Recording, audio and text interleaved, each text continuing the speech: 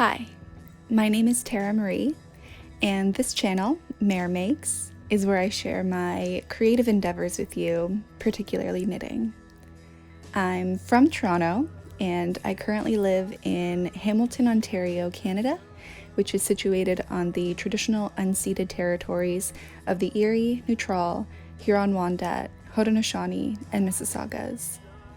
This video is the very first of my brand new knitting podcast, so thanks so much for being here with me. It is a beautiful, sunny Saturday morning at the end of August, and I have a nice hot cup of coffee here in my very favorite mug. It is handmade, as you may be able to see. I just found it at a thrift shop sometime last year, I believe, and I just love it, and it fits my coffee perfectly. So like I said, my name is Tara Marie, and this is Maere Makes, which is a, for the most part, knitting podcast. And I thought I would start out by sharing a few knitting-related facts about me. So as of next month, I have actually been knitting for 17 years. I taught myself to knit using videos on the internet. This was pre-Ravelry. There weren't any video knitting podcasts that I was aware of.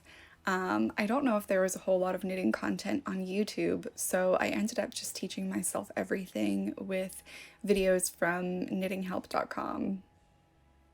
I didn't know anyone in real life who was a knitter, so yeah, I just taught myself. I am an English style knitter, and I do really want to learn continental. I hope that it would be, comfortable and faster, potentially better for my hands and wrists, but every time I try it just doesn't quite stick. But I still hope that one day I can manage it. I am a very tight knitter and cannot make gauge to save my life.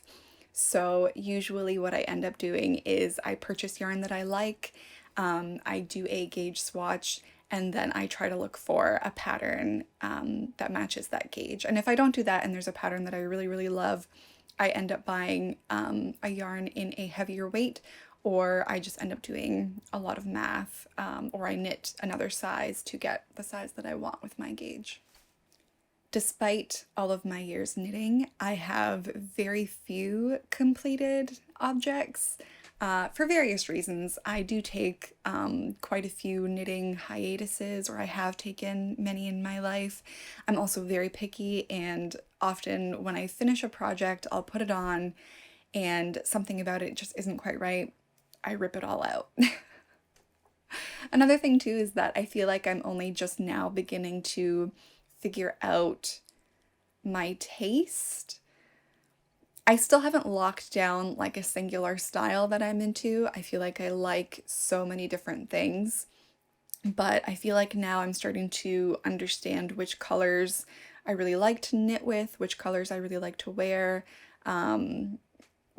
shapes that I find flattering to my body, things like that. So I'm finally starting to figure it out. So hopefully there will be less frogging in my future. We'll see. We'll find out together. I'm also unfortunately one of those knitters that really prefers everything to be as perfect as possible, which also leads to frogging. But I'm trying to really, embrace these are handmade items, handmade garments, and it's okay if they look handmade. My favorite things to knit are sweaters, particularly pullovers, although recently I've really been getting into cardigans. I feel like it's been years since I've properly been a fan of cardigans, but it's coming back around. We're on the cardigan train once more. I've also knit quite a number of hats in my life, but I feel like there are only so many hats one person can wear, even a Canadian such as myself with our long winters, so I don't knit too many hats these days. I knit my very first 2 pairs of socks last year, but I still didn't use sock yarn. I think one of them was a sport weight and one was actually a worsted weight. The tiny little needles tend to butcher my fingers, but I just keep buying sock yarn. So that's another thing I hope to do, knit a pair of socks with sock yarn. Another thing I have not knit before is a shawl. I don't know where and how shawls would fit into my wardrobe. I know that it's basically just like a big blanket scarf, essentially. But I just haven't made one yet. I do have my eye on a few shawls, so yeah, hope to make one of those someday too.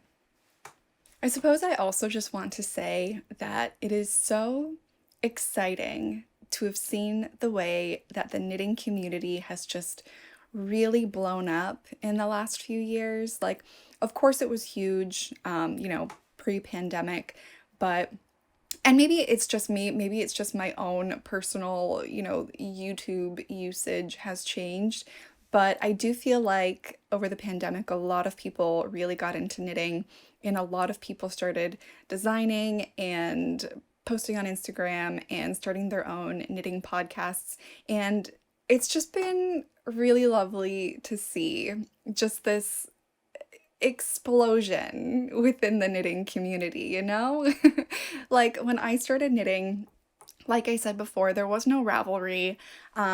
If you wanted to keep up with your favorite knitters, at least for me, the way that I did that was I had an RSS reader that would give me a notification every time someone made a new post in their blog.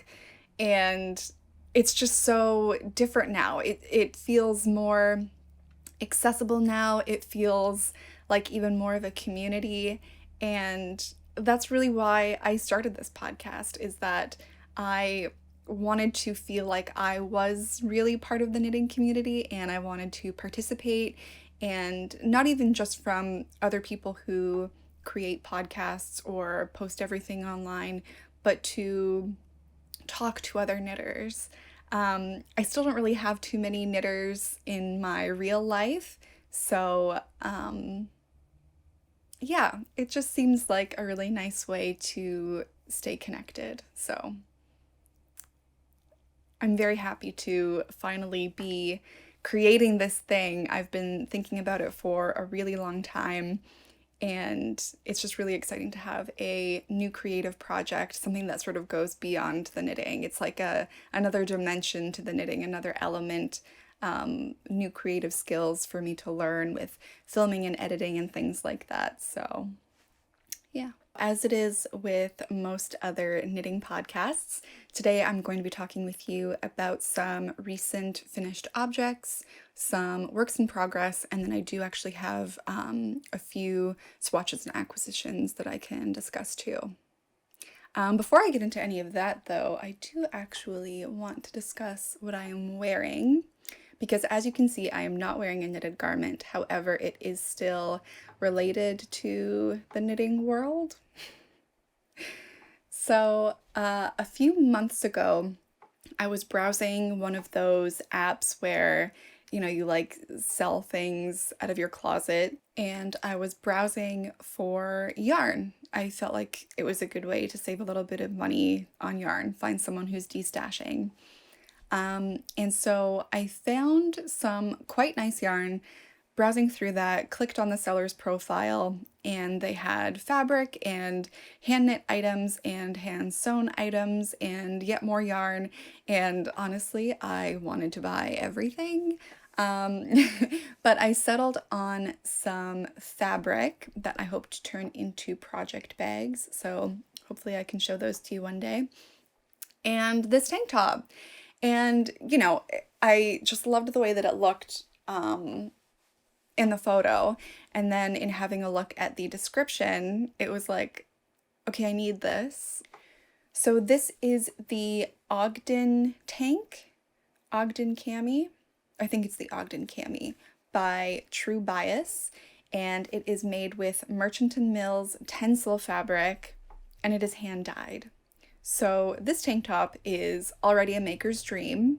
Like, need to have this. So wonderful that another human being made this with all of these wonderful attributes, and it was so reasonably priced. So I made the purchase, I bought the tank top and the fabric, and then I messaged the seller and I was like, hey, I really love your taste. If you don't mind sharing, like, do you have a Ravelry or an Instagram? And she writes back, and it's Kiyomi Burgin. So anyway, I had a look through my Ravelry favorites out of curiosity, and the first time that I put a Kiyomi pattern in my favorites was 2014. So it's been a long time that I wanted to make something of hers, and now I have something that she made. Like, how cool is that? She's a super inspiring Toronto maker. Yeah, it makes me so happy to wear this. Like, you know, of course we all have handmade things in our wardrobe if we are knitters, makers, crocheters, sewers, but I don't know, it's just like extra special to have something made by someone else, you know? I don't know. I thought it was cool. So I did have one finished object that I was going to talk about, but it isn't 100% finished. It is, but I want to rip it out. Not entirely. I want to rip out the bottom hem and also the entire sleeves. It's a sport weight pullover, so it's a fair bit of knitting that I need to redo, but I don't know. I won't wear it until I do this, and I feel like if it's in that state, I don't quite want to show it to you yet. I have taken some footage of me wearing it so that I can compare, but I'll leave the mystery pullover until hopefully next episode. I can't promise that because, you know, fall is right around the corner, and I think a lot of us have cast on fever right now. I absolutely do. There are 3 sweaters I want to make right now. I'm working on one of them, but yeah, that one might have to wait just a little bit. We'll see. The first finished object I am willing to show you is the Bonnie cardigan by Orlane Sucche. I want to say you pronounce it Orlane Sucche. I don't know. It's the Bonnie cardigan by Tet Abesh Knitwear. I knit mine using Madelinetosh Tosh Vintage, which is a worsted weight yarn in the color Lapis, which is this beautiful bright blue. And then I also used one strand of Louise Robert Collection hand-dyed yarn Kid Silk, which is 75% kid mohair and 25% silk. I purchased this from Les Biscottes in Quebec. Yeah, just like a really, really beautiful, actually, I'll show you this. Get my hair off of it first. So this is what the 2 yarns look like separate. I was a little bit worried that the mohair was going to be a little bit too dark, but I think it worked out perfectly. And there were a couple of reasons that I wanted to add a strand of mohair. One, obviously, it's beautiful and comfortable and soft, and everyone is adding mohair to everything lately, and it's just so lovely. I very much support this trend, even though it makes my yarn costs go up. It's fine. But another reason is that I actually purchased this yarn many, many years ago. I believe the last time I worked with it was 2016, and I mean this yarn specifically, this lapis color. I was knitting an entirely different sweater. It was a bottom-up raglan, which I had never knit before, and I think I just was not ready to take that on. I knit the entire body, I knit the sleeves, and then I just stopped once it came time to connect them at the yoke. I didn't want to. So I ended up leaving the sweater for like 6 years. And so I figured it's been languishing long enough. I don't really care about owning this sweater that much anymore. I wasn't even sure if it was going to fit very well. I was having a really hard time visualizing what it would actually look like draped onto my body. So this year I decided I'm just gonna rip it all out, pair it with this mohair.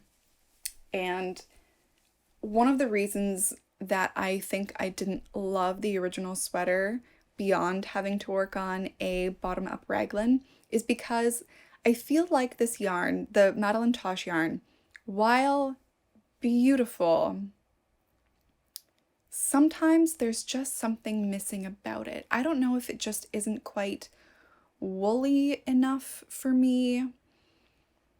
It's not, something about it doesn't quite feel warm enough. It's very, very springy, and I do really like that, but I wonder if that's a contributing factor. I don't know quite enough about yarns and wools to be able to figure it out. But yeah, there was just something missing. Something about it just wasn't quite what I was going for. And so I felt if I added a strand of mohair, you know, you would get that bit of bloom to it. It would feel a little softer, feel a little warmer. So that's what I did. And then the last reason I decided to add a strand of mohair is that I am so sick of alternating skeins. I will do it. I will continue to do it. I have to do it a lot for the yarns that I purchase, but I just wanted a break. I didn't want to do it. Especially on a cardigan. So I figured if I added a strand of mohair, it would hide the color blocking. And honestly, I think that it did. I think it worked out. There may be some parts where you can see where my skeins have changed, but I don't think you can, or at least I can't. And if I can't, then I'm happy. As for the pattern, I don't remember having any struggles or any confusion. I just remember it being a very, very pleasant, lovely pattern. It is supposed to be knit with buttons, and I did get a little bit worried that perhaps I should have chosen, I didn't want it to have buttons, I wanted it to just be an open cardigan. And I wondered if perhaps I should have chosen one that just goes a bit more straight down so that I don't have these sort of flaps hanging about. But I think it's actually fine. Of course, there is a little bit of extra fabric here, but it doesn't bother me at all. I think it works great as an open cardigan. Yeah, I really love it. I thought I was completely over this color. I was obsessed with this color a number of years ago. And so when I did actually make this Bonnie cardigan, I was sort of just using the yarn for the sake of using it. I was sick of looking at that half-finished sweater, and I was like, I just need to turn it into something else so that I can move on. But I think this will definitely get some use this fall and winter. I've been thinking of some things that will go with it, and yeah, I think it'll be really fun to wear. It is a little bit heavy. The entire thing weighs 535 grams, so it is over a pound, but once you have it on, you don't feel it at all. I did have trouble making gauge, story of my life. The pattern gauge is 16 stitches for 4 inches, and I got 16.75 stitches per 4 inches, and it was just very confusing because everyone else's sweaters, the knit looked so dense, but for me it looks so like drapey and airy and not tight or dense at all. even though my gauge is tighter. So that was super confusing. What I ended up doing was I knit the size 37-inch bust, and I didn't measure the completed blocked garment, but with my gauge, if I knit that size, it should have brought me down to about 35.25-inch bust. My actual bust is 32 inches, so that worked out great, and I think it fits perfectly. It's exactly what I wanted. Very, very happy with it. I do have quite a fair bit of both of the yarns that I used. I have 2 full skeins of the mohair. I'm not entirely sure exactly how much I have left of the Madelinetosh, but I feel like it's quite a bit. And my original plan was to make like a matching cami. I don't know if that's the best idea from a sensory perspective, because I'm quite sensitive, not to wool per se, but just to clothing in general. Every sweater that I wear, I basically have to wear a long sleeve t-shirt underneath. I have a vast collection of long sleeve soft jersey t-shirts for that reason. So I don't know if this particular combination would be a good idea, but I do kind of want to try it. I have so much yarn left over, and I just think it would be so cute to have like a little matching tank top. So we'll see.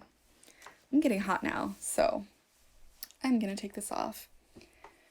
I wish I had more to say about this, but it was just such a well-written, easy pattern, and I actually have, I think, 3 or 4 other patterns by the same designer, so I'm really excited to knit more of those. I actually just purchased the yarn for one of them, so I'm like, oh, I'm so excited to talk about my like future knitting plans. I'm not going to do that in this video. It might even have to be a separate video because my like knitting planner is a little bit bonkers, and I think that'll be a really nice thing to chat about for the changing seasons. So yeah.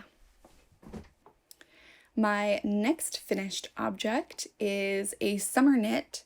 It is the COLLETT tee by Witre design. I don't know how to pronounce that either. But I knit the 79 centimeter or 31-inch bust. I used 3 different needle sizes for this.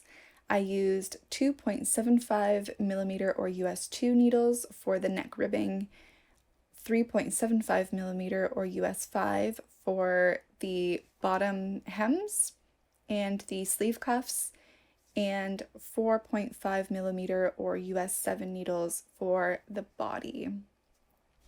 I used Cascade Ultra Pima cotton, which is a DK weight yarn in the color Gothic Olive. With my gauge, the actual measurement ended up being closer to 33 inches. And again, my actual bust size is 32 inches, so 1 inch of positive ease.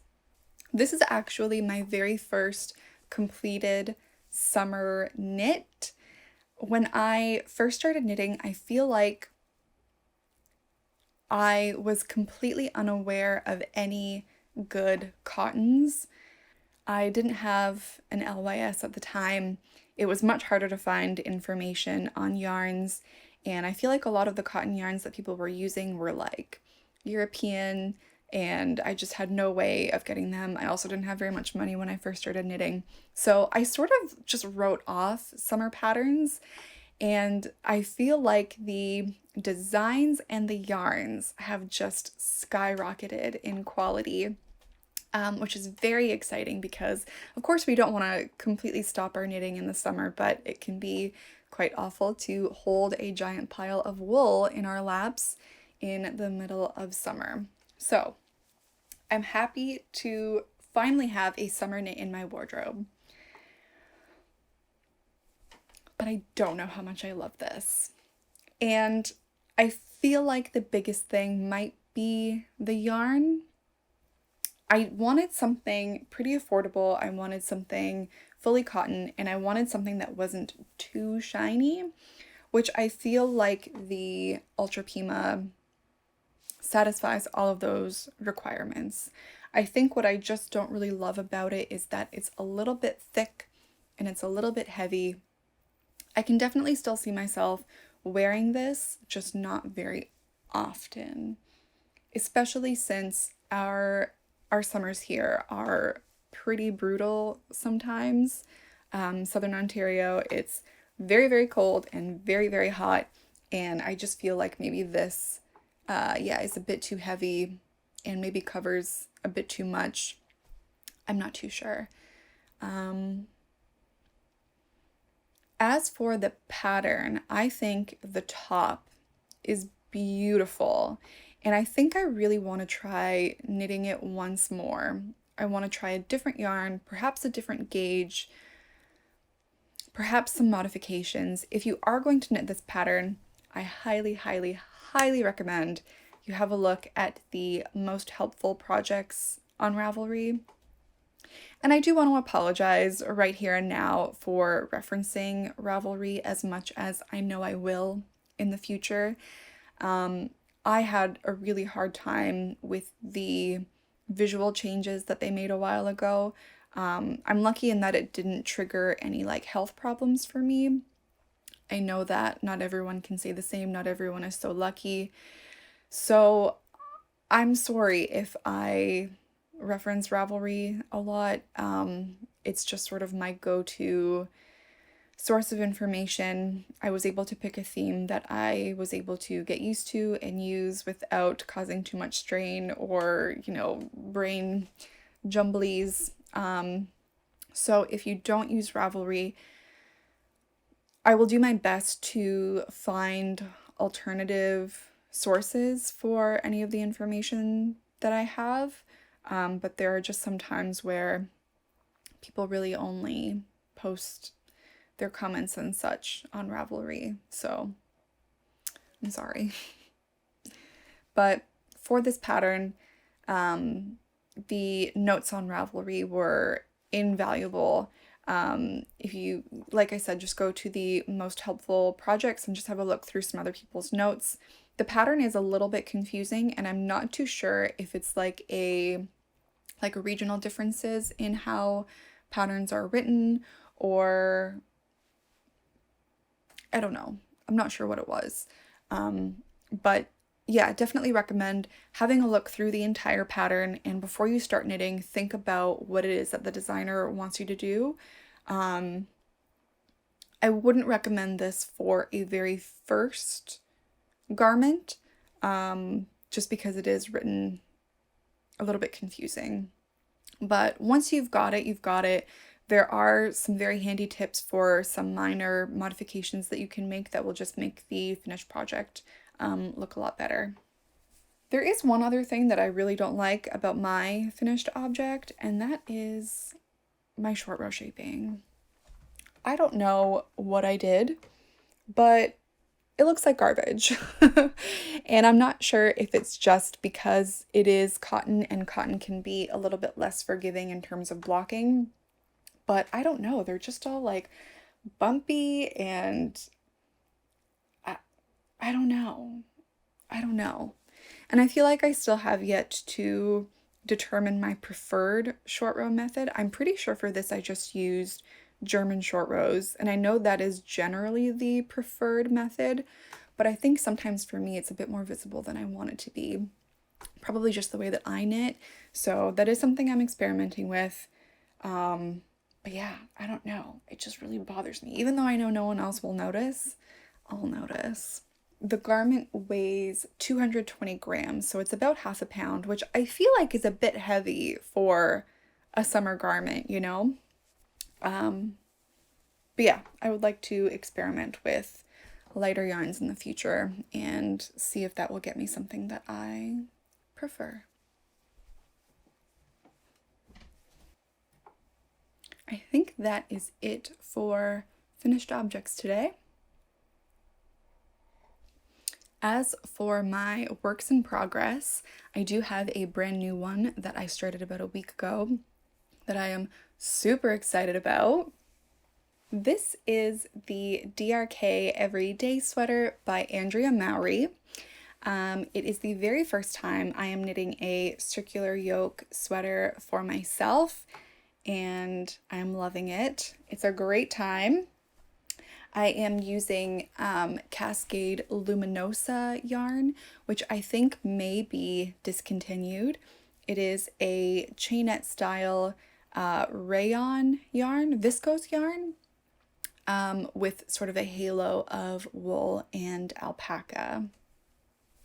The colorway is emerald, and I think it'll get blown out a bit, so perhaps I will take some supplementary footage. But yeah, it is a sort of shiny green viscose, and then the wool and alpaca is black. And I just love it. I feel like it's turning out a little bit different than my swatch, and I don't know if that just has to do with blocking. But here is my swatch, which is a lot darker than my actual sweater. I'm hoping it's a case of blocking and that the wool and alpaca just needs to bloom a little after a good wash, but it's perhaps a little bit more subtle in terms of the green than my sweater, but I don't know if I don't think that's at all visible on camera. And honestly, it might even just be my imagination. So we're just gonna finish it. We're gonna block it. We're gonna see what happens.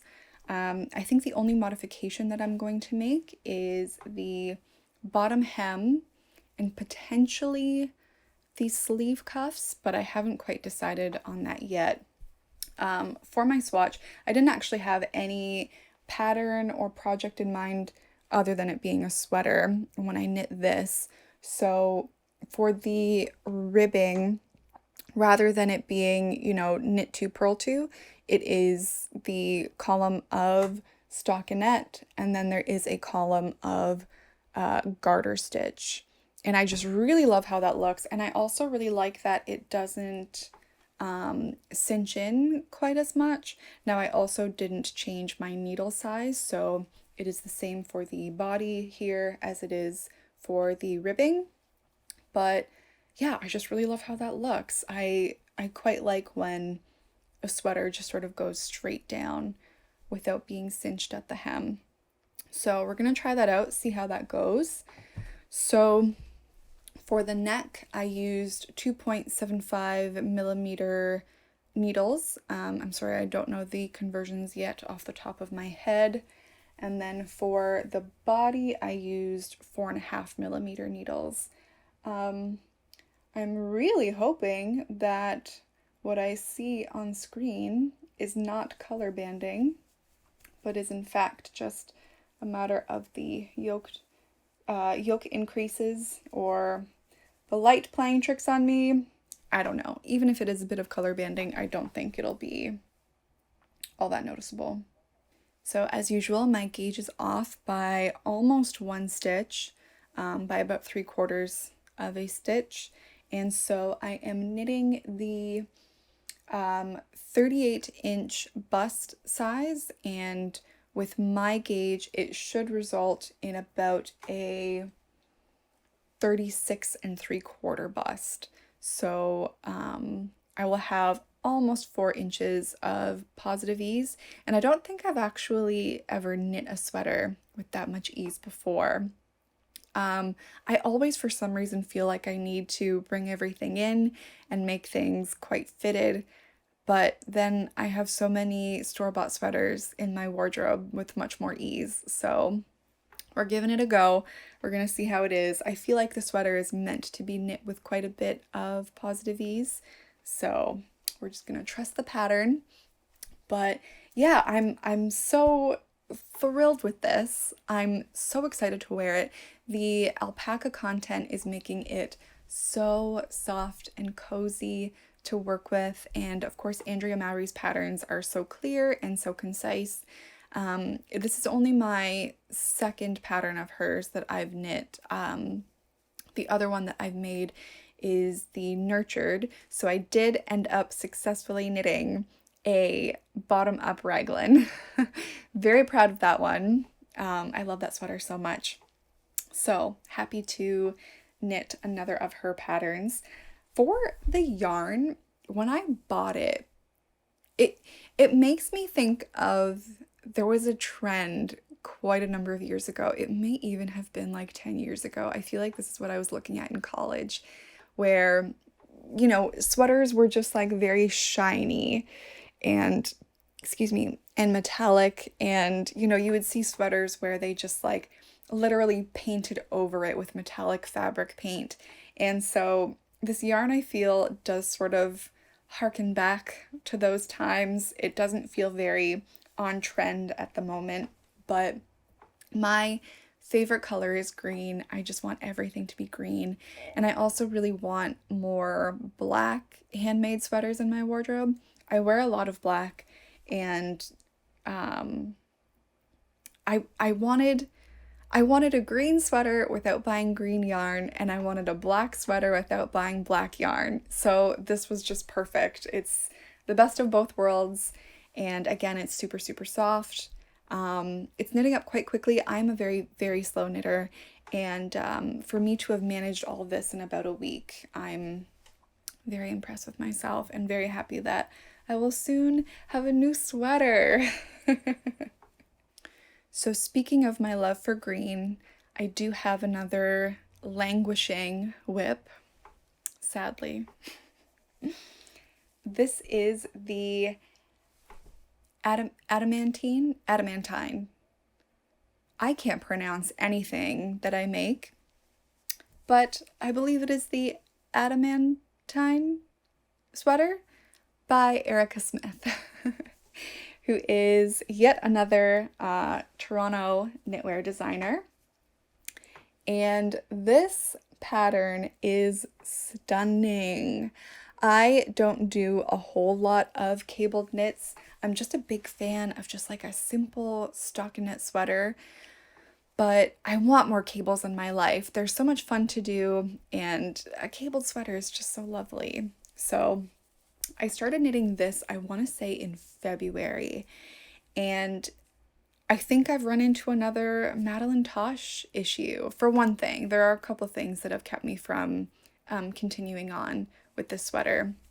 So one is the fact that it is Madelinetosh Tosh Vintage, worsted merino wool, very springy, very lovely, kettle dyed, have to alternate skeins.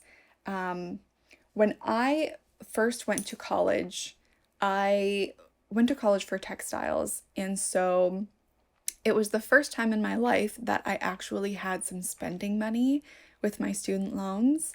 So I bought a lot of yarn. And I think I mostly purchased Malabrigo and Madelinetosh. Those were just like, to me, those just felt like the most luxurious yarns. They were just so beautiful, and I loved all the colors. And my love for those yarns just sort of continued on. And the problem is I kept purchasing sweater quantities of this Madelinetosh vintage yarn without actually using it to make a sweater.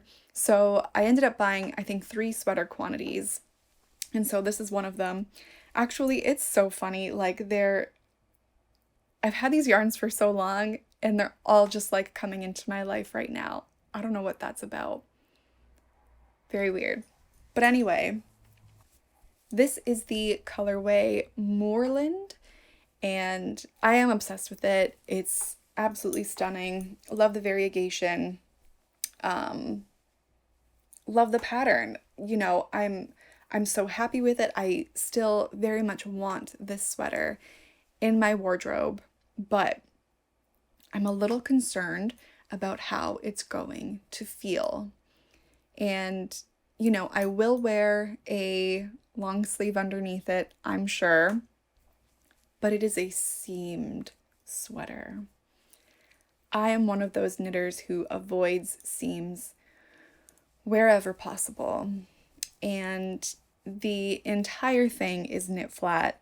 I don't know how I saw that information and just went for it anyway. It's a testament to how much I love the pattern that I was willing to go through all of that.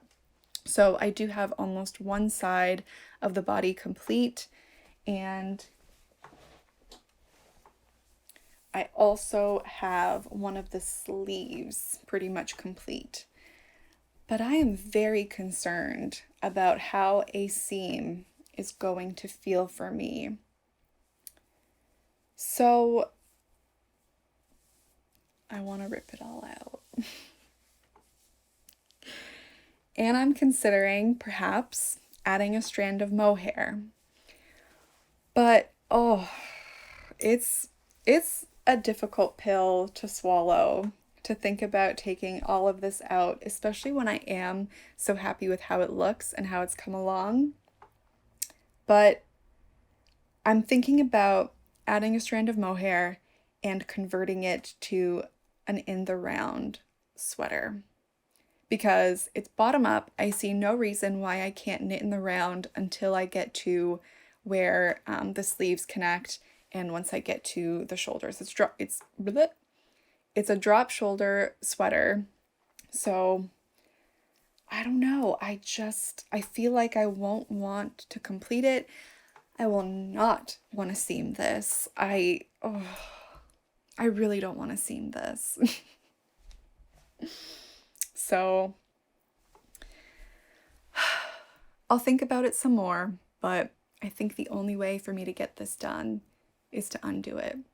I will knit a swatch with a strand of mohair, see if that inspires me to go on with the project, see if I like how it looks, the combination of the cables and the mohair. I have purchased the mohair, which I think is no, we're not going to talk about acquisitions just yet. First, I'm just going to very quickly show you a couple swatches because they make me very excited. I know swatches are not very exciting, even though I'm excited, but I'm going to show you quickly anyway. So here we have some Fibre Company, Fibre Co. Road to China Light, which is a sport weight yarn in the color Agate. And I am just obsessed with this. It is sort of like a muted peach with like a muted gray purple shade. And if you told me that I was going to knit a sweater with those two colors mixed together, I'd be like, I don't know about that. But I saw this yarn. It was on sale at Knit-O-Matic in Toronto. All of their Road to China yarn was on sale, and I just had to have it. It is so stunning and so lightweight and so soft. I absolutely love it so much. Oh, so it is a luxurious blend of cashmere, camel, silk, and baby alpaca. Don't know if you want to see the little label, but yeah. It is just, yeah. It's so soft. It's so lovely. I love the way the colors sort of play together. And the only issue is they only had 5 skeins left of this color. So I bought them all. And I just figured I would make it work. I would find some way to turn 5 skeins into a sweater. And so I think what I'm going to do, in the interest of saving a little bit of money and also making something that I think I'm really going to love, I'm going to make On the Beach by Isabel. I'm going to make On the Beach by Isabel Kramer. It is a free pattern, and actually I did buy one other sweater lot of Road to China Light and made another Isabel Kramer sweater out of it, but that is the one that I need to fix before I show you, so we'll talk about that another time. But yeah, anyway, I have plans for that. I'm very excited, so I just made a couple little swatches, one flat, one in the round, And yes, I'm going to address the fact that I knit my swatches in the round in a full tube because I very much dislike the idea of knitting a swatch in the round the way that people do, where, I mean, I think they just knit, you know, the one side of what they'll need and then carry the yarn in the back, but they carry it quite tightly and then they snip the yarn, block it. I don't want to do that. I want to save and use every last bit of yarn. I don't want swatches all over the place unless it's something really beautiful, something I really love. I just want to have like a little piece of something that I've made and I can like put it on the wall and it looks nice. Unless I'm doing that, I don't care. And the alternative to knitting a swatch like this for me is to knit the one side of it and then carry the yarn all the way around so that it can still lay flat as you block it. And I've done that a number of times. It is so messy and I just really dislike it. There's just like yarn spaghetti on the one side and I dislike it so much that I would rather just spend twice the amount of time making a swatch in the round and just knit a whole freaking tube. So that's what I did. My next tube swatch is my last sweater quantity of Madelinetosh Vintage. I don't know why it's such a thing right now. I've just decided to revisit all of my Madelinetosh Vintage. But this is the color Tart, and I have done a garter swatch in the round. And I do have a sweater picked out for this that I am so freaking excited about. It looks so cozy and big and warm. And the smallest size is like, it gives me 8 inches of positive ease. I'm sure it'll be a little bit less with my gauge. But I think I will keep that a secret and let you know what it is once I actually have it cast on because I just have so much to do, so much to get through, so much knitting. But it's exciting to have some legitimate plans in the works. I'm definitely one of those knitters where I will think about like, you know, I'll look at a yarn I have in my stash and be like, okay, I could make one of 6 sweaters, and I will have a look at all 6 and kind of hum and haw and think about which one it is that I really, really want. And sometimes it can take me a really long time to make a decision. But this time I just sat down, I saw the yarn, I saw the pattern, and I was like, oh, yes, that's what I'm gonna make. So very excited about this. And it's not just gonna be a plain garter sweater. So that is all I have for the actual knitting. Oh no, I do have quite a few acquisitions. I thought I only had a couple things, but I've been a bad girl. I've been a very bad girl, and only a little bit of it has actually arrived. So quickly, I will show you. I did purchase a number of balls of Isager Silk Mohair, which is of course 75% kid mohair, 25% silk, in this lovely green shade. I believe it is color number 37. And this is actually what I purchased to make a test swatch with my Madelinetosh Moorland. I was a little bit concerned that the colors were going to be too different and that maybe I should have chosen a more greeny green mohair, like a yellowy green, rather than something that's a bit more blue. But I think once they're actually knit up together, it won't be a big deal. I had the same concerns about these 2 yarns not looking very good together, and I think they look great. So I think sometimes it can be a bit hard to tell how a wool and a mohair are going to play together. So that's exciting. I did also purchase 3 skeins of this BC Garn Bio Balance in, I believe, the color Natural. Yeah, it's color 01. And it is a 55% pure organic wool and a 45% pure organic cotton. I've never actually worked with one of these wool cotton mixes, but it looks very soft, and of course, like, it would still be nice and lightweight for summer.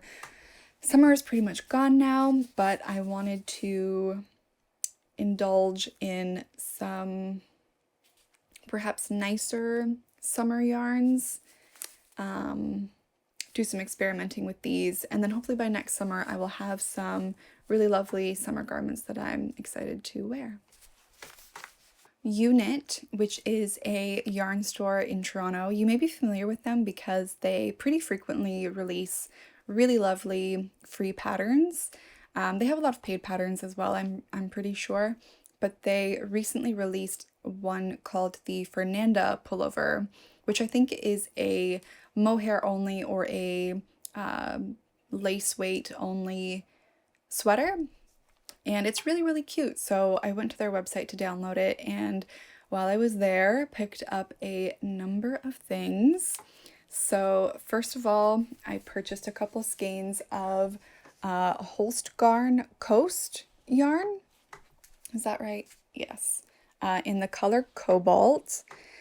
I guess I am not over this color after all, but it is a 55% lamb's wool and 45% cotton, so very similar to the BC Garn Bio Balance I just showed you.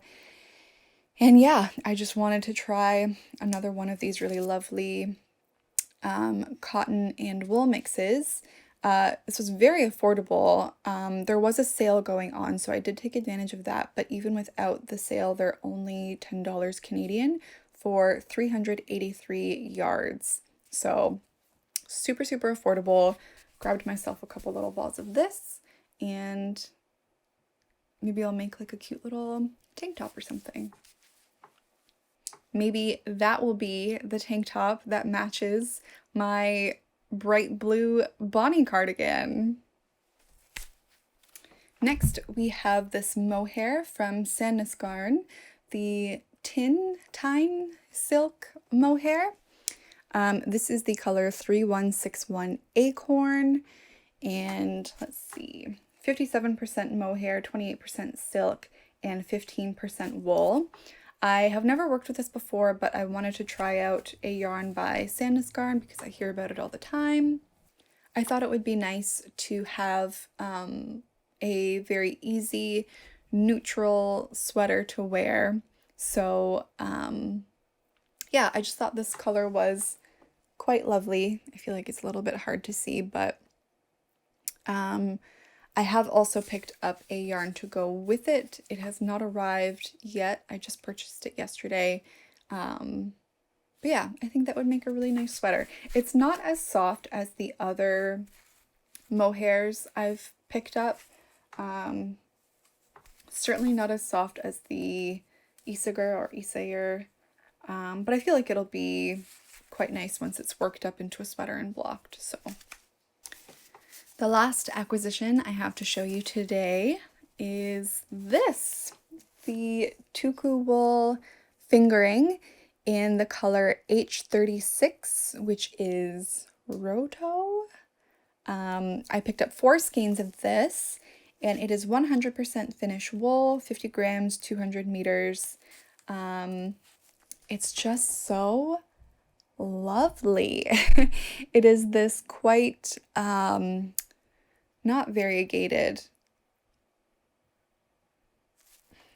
It looks like it's a blend almost, because, and perhaps it is, maybe it's like a blend of different sheep, but there's some quite light but still somewhat muted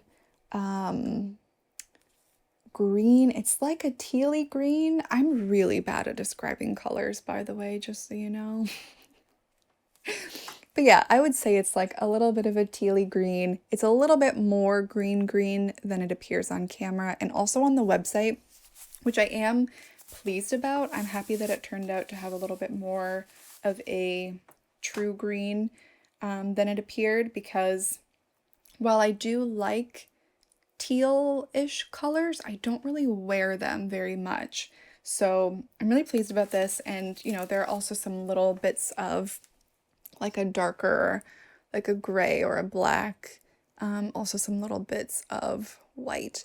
It's definitely more of a rustic yarn But I feel like I've heard people talk about tuku wool a lot, and people seem to really, really love it. And I think it'll feel really nice after a good wash. And what I'm thinking I will do with this yarn, I will perhaps make a ranunculus. I've never made one before, and I just love that it seems like such a versatile pattern.